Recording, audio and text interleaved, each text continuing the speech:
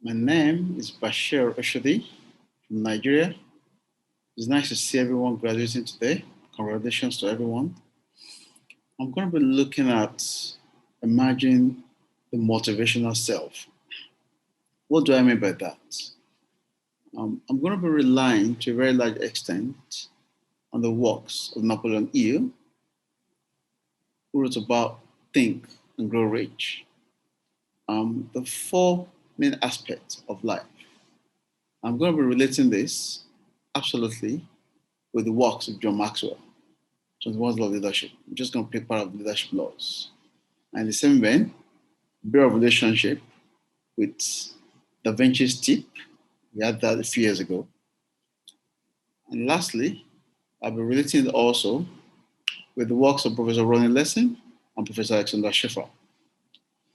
So, what do we need to be distinguished? How do we motivate ourselves after finishing school? Napoleon Hill discovered that the richest people and the most successful people in the world have four major characteristics. One of it is burning desire. I'll talk about that. The other is thought, deep thoughts. It's direction, clear purpose, and persistence, right? So, how do we relate burning desires to communal grounding?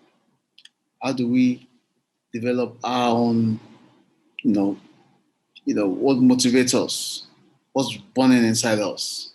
How do we relate that to societal development, right? How do we impact the environment, the people, right? To do that, it needs to be grounded in passion, extreme passion. You must be passionate about something. And that thing you're passionate about, you need to be able to take it to the next level and be distinguished in it, locally, globally. How do you achieve that? How do you start to reflect on the things that you need to do differently as you leave school? You need the laws of connection. How do you apply the laws of connection to your lifestyle? So that the person sitting next to you, the person sitting behind you, you need to see that person or such people as potential connections from the university, from your clubs, from research institutes, even from religious centers. How do you connect with people well enough so that they become a source of connection? They become a strong connection. A lot of times I see connection as a fifth factor of production. Because even without all the other factors sometimes, and you've got strong connection, especially in this part of the world that we belong to, it can make you to be successful. But you must have your own burning desire, right? How do you relate burning desire? Grounded in extreme passion, of course, with strong connection, in a manner that allows you to manage people effectively at the same time. Because how can you talk about connection without being able to have a perfect flow with people, right? How do you manage them in a manner that keeps them happy? That's very important. Immediately that part of you is sorted, when you have that emotional balance, right? When you're able to deal with people conveniently well, so you're able to discuss opportunities, entrepreneurial opportunities, business opportunities, research opportunities, whatever kind of opportunities, right? If you're able to discuss them and build a strong connection with people, right? Relating it strongly with your own internal burning desire, then that is the first step towards success, which everybody must take very importantly. The second thing with thoughts. So great men and women that have been successful, they have the mind of reflecting deep. They think deeply all the time. They're always in deep thoughts, thinking about the past, the present, the future. What are they going to do differently? I'll say this is being this emerges right into what we call the sanctuary, right? There's a feeling of there's a strong feeling of managerial leadership competencies here, right? How does your thought, how does your deep thought help you to motivate, to create new things, new ideas within the environment, within your, place of work, within yourself, your own self. How do you bring all of this together, right? With strong leadership, with strong managerial leadership competencies, coupled with the law of intuition, right? Law of intuition, right? So when desire is good, but not enough, you need a lot of thoughts, right? Thoughts, with so much intuition coming from you, intuition. I mean, sometimes you just need that, night sense, to be able to do unique things, great leaders have such attributes. They've been able to come up with something different, right? From deep thoughts, very deep thoughts. So just on a lighter note, I finished university a while ago, my first degree. And at the end of my first degree, I had to put up a plan, right? A business plan or entrepreneurial plan, an academic plan, and at the same time, if you like, a family plan. Now in all of these plans, there will be shocks. There will always be shocks. If you like, there will be shocks, right? And when the shock comes, how do you? You need to prevent. You need to avoid being deceived, or being misled. If you want to be an entrepreneur, you cannot accept every new offer that comes your way, because when you do that, it distracts you from the core, from where you're going to, right? So yes, at some point I say, hey, I want to become an entrepreneur. I want to own a bank. I want to be a partner of a bank, a financial institution. I want to do something great and something new to impact communities. So at some point, there were offers on the table that, well, come and take this job and become the CEO. But that was not the plan, right? If that's not the plan, then you just don't go there. Just not get distracted, right? In academics, right? You must have clear direction. Where do you want to be?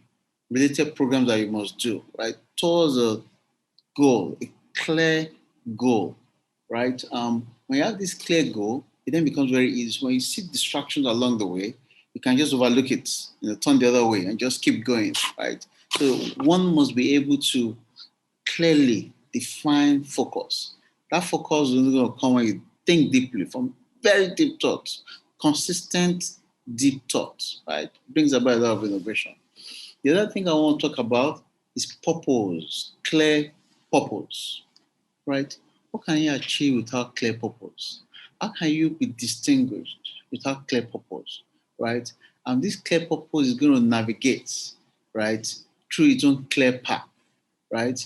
I'll call it the navigational university, right? To achieve this, again, you can borrow from John Maxwell's law of leadership. One of them is the law of explosive growth. How can you, through academics, right, or through research centers, or through research innovation, be able to achieve growth, right? Not just growth or basic growth, but such explosive growth that everyone will look at you and say, hey, he or she is special, very, very special, right? How do you translate your knowledge that you have gained? How do you build on it further, right? Beyond this time, and convert it to great prospects, great prospects. The kind of growth that is beyond the imagination of a lot of people around you. But you see it. So I see it as your own imaginal thoughts, your imagination. How do you actualize that imagination as much as possible? So great leaders will always have clear purpose, very clear purpose. And lastly, I want to go to persistence. John Maxwell will want to relate this to the law of the lead, right? The first law of leadership, according to John Maxwell. And for Napoleon Hill, he sees it more hard as persistence, to push hard. So one thing is not to get distracted by a lot of distractions based on the plan that you have set for yourself, right? The other thing is to be persistent. Every time you fall, you stand, right? Every time a loved one goes away, get stronger and stronger. Every time you lose a job or you lose a deal, or you're able to actualize a proposition, you get back to your feet and make sure it's achieved. You keep trying and trying and trying until success comes. Without this, you cannot achieve real success. The ability to persist all the time is required, right, in everything we do. I want to relate that to Professor Ronnie